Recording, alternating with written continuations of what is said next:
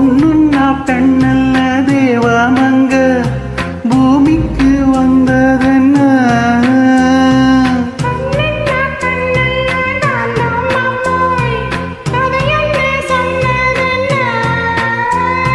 கை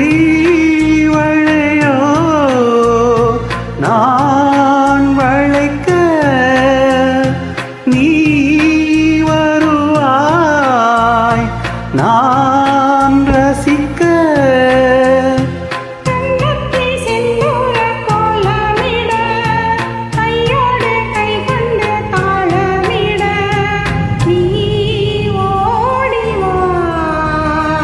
மாலை கருக்களில் சோலை கருங்குயில் ஏன் பாடுதோ